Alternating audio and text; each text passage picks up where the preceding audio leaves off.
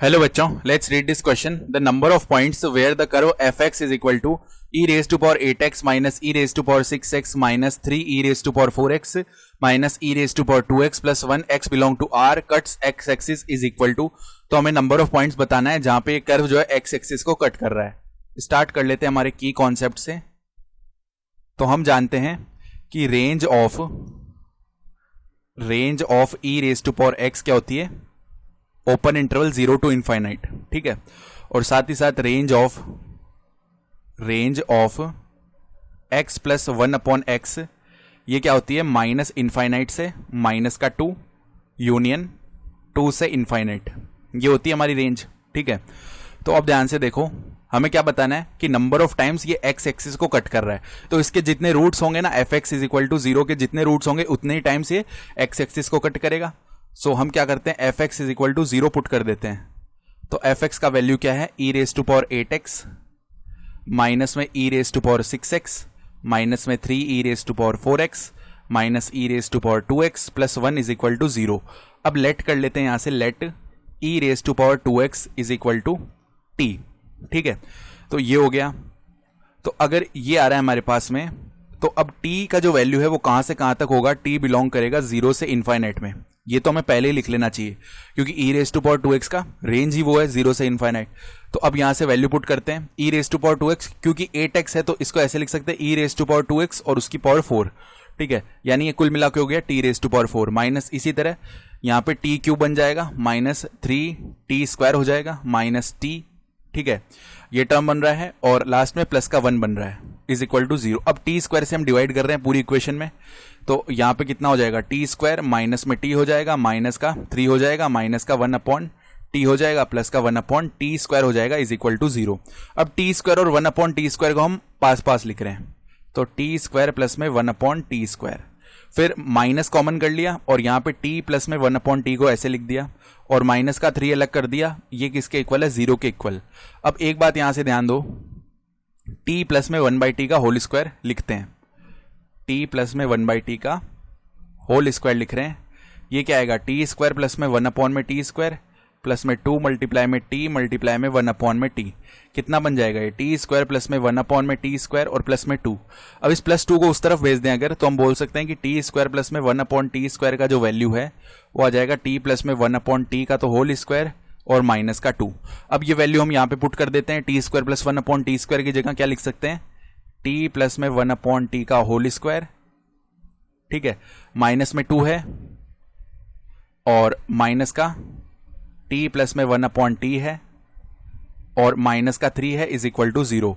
कुल मिला के इक्वेशन क्या बन जाएगा, t प्लस में 1 अपॉन टी का तो होल स्क्वायर, फिर माइनस में t plus 1 upon T minus 2 minus 3 यानी माइनस 5 इज इक्वल टू 0।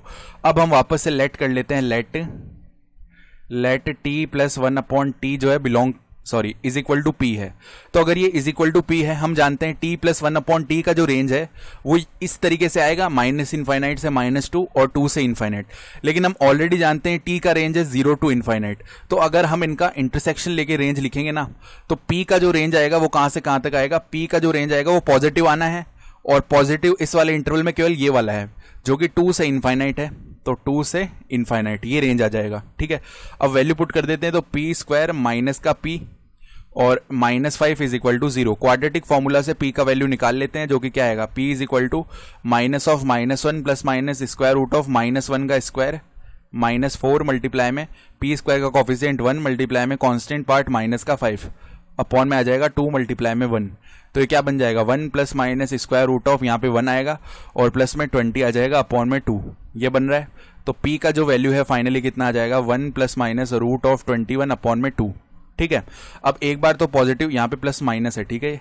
तो एक बार तो देखो p इज इक्वल टू, चलो अल्फा बोल देते हैं एक रूट को, तो अल्फा इज इक्वल टू क्या आ गया, 1 प्लस में रूट ऑफ 21 अपॉन में 2 और बीटा आ जाएगा 1 माइनस रूट ऑफ 21 अपॉन में 2।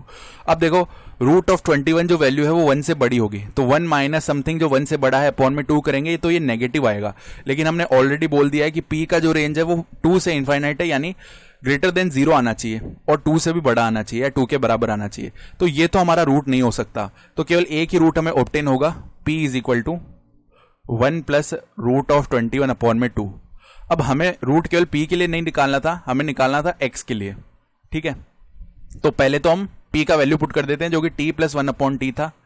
तो t प्लस में 1/t is equal to 1 plus root of 21/2। LCM ले लो यहाँ से, t square plus 1/t is equal to 1 plus root of 21/2। Cross multiply कर लो, 2t स्क्वायर प्लस में 2 is equal to t plus में, या चलो ऐसे लिख लेते हैं, t मल्टीप्लाई में 1 प्लस रूट ऑफ 21। चलो इस सब लेफ्ट हैंड साइड में लेके आते हैं, 2t स्क्वायर माइनस में t मल्टीप्लाई में 1 plus root of 21 is equal to, या प्लस का 2 है पहले, इज इक्वल टू 0। अब यहाँ से t का वैल्यू निकाल लेते हैं, और t का वैल्यू, t का रेंज क्या आना चाहिए, 0 से इनफाइनाइट। हम लिख चुके हैं पहले ये चीज़, ठीक है। तो देखो क्वाड्रेटिक फॉर्मूला से t लिखेंगे तो minus of minus 1 plus root of 21, तो 1 प्लस रूट ऑफ 21 ये आ जाएगा, plus minus square root of 1 plus root 21 का होल स्क्वायर, तो 1 प्लस में 21 प्लस में 2 रूट ऑफ 21 ये आएगा, माइनस में 4 मल्टीप्लाई में 2 यानी 8, 8 मल्टीप्लाई में 2 यानी 16 ये वैल्यू बनेगा, अपॉन में 2 मल्टीप्लाई 2 यानी 4 बन जाएगा। तो t का देखो वैल्यू क्या आएगा, t is equal to 1 plus root of 21 plus minus square root of, अंदर देखो क्या बन जाएगा, 22 माइनस में 16 यानी 6 प्लस में 2 रूट 21, तो 6 प्लस में 2 रूट 21 बन रहा है, अपॉन में 2 मल्टीप्लाई 2 यानी 4 बन रहा है। तो एक तो t का वैल्यू पॉजिटिव साइन लेने पे आएगा, तो 1 प्लस रूट ऑफ 21 प्लस में root of 6 plus 2 root of 21 upon में 4, और एक t का वैल्यू नेगेटिव साइन लेने पे आएगा, तो 1 plus root of 21 minus root of 6 plus 2 root 21 upon 4। अब हम चेक करके देखेंगे ना, तो यहां से भी t का वैल्यू पॉजिटिव आएगा और यहां से भी t का वैल्यू पॉजिटिव ही आएगा, ठीक है।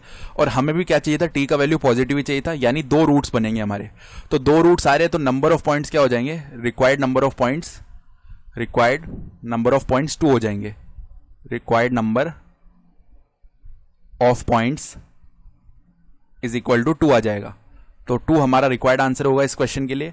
I hope you understood this explanation. Best of luck.